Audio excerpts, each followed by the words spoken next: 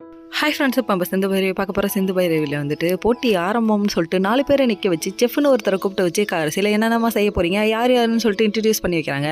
நம்ம சிந்து பார்த்தா சிந்து மட்டும் சோலோவாக அடிக்கிறாங்க. என்னென்னமா செய்ய போகிற அப்படின்னா, என்னமோ கேழ்வரகு கஞ்சிங்கிறாங்க, கூழுங்கிறாங்க, அதுக்கப்புறம் ஏதோ கவுனி அரிசிங்கிறாங்க. ஒன்றும் புரியல. இதெல்லாம் கேள்விப்பட்டது இல்லைல்ல. 90s கிட்ஸ்லேயே கேள்விப்படல, அப்புறம் எங்கே 2K கிட்ல கேள்விப்பட போகிறீங்க. அதாவது இதெல்லாம் செஞ்சு தர தமிழ்நாட்டுக்கு பாரம்பரியமான உணவு கொண்டு வர போகிறோன்னு சொல்லிட்டு சும்மா வேற லெவலில் அவங்க இறங்கின விஷயம். அது மட்டும் இல்லைங்க, தொல்லை கொடுக்கறதுக்குனே 4 பேர் இருப்பாங்களே. அதுவும் நம்ம மதகொண்ட மகா என்ன பண்ணோம், மருமக ஜெயிக்கக்கூடாதுன்னு எல்லா வேலையும் பண்ணோம். அந்த மாதிரி ஆயிடுச்சுன்னா பார்த்துக்கோங்க. செஞ்சுக்கிட்டே இருக்க டைமில் பார்த்தா புளியை காணும், வரமிளகா காணுங்கிறாங்க. என்னாச்சு போய் வாங்கிட்டு வரட்டுமா அப்படின்னு சொல்லி கேட்க, வாங்கிட்டு வரதுக்குள்ள போட்டி முடிஞ்சிருமா, இருக்கிறத வச்சு சமமான்றாங்க. ஏதோ மேனேஜ் பண்ணுறாங்க.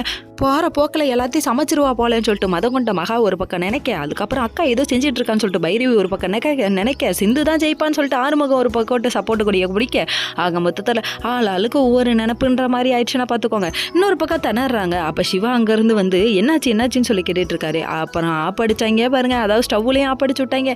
ஏன் ஸ்டவ் மட்டும் வேலை செய்ய மாட்டேங்குது, இவ்வளோ போர்க்காலத்திலையும் ஜெயிச்சு வந்தாதாம்மா நீ சிந்து, இல்லைன்னா நீ வெறும் பொந்துமா அப்படின்னு சொல்லிட்டாங்க. ஆக மொத்தத்தில் டார்ச்சல் பண்ணுறதுல குறிக்கோளாக இருக்கீங்க, நல்லா வருவீங்க அப்படிங்கிற மாதிரி ஆயிடுச்சு. எல்லாம் ரெடி பண்ணுங்க அப்படின்னு சொல்லிட்டாங்க. கவுண்டவுன் ஸ்டார்ட் ஆயிடுச்சுப்பா, நானும் ஒன்றும் பண்ணாமல் இருக்கேன்ப்பான்னு சொல்லிட்டு இங்கே கண் கலங்கி நிற்கிற சிந்து ஒரு பக்கம், அவள் ஜெயிக்கவே கூடாது, எந்த வழியிலையும் எதுவும் கிடைக்கக்கூடாதுன்னு நினைக்கிற மகா ஒரு பக்கம், ஜெயிச்சிருவாளான்னு சவாலாக பார்க்குற நம்ம அன்னபூர்ணி ஒரு பக்கம். Okay friends.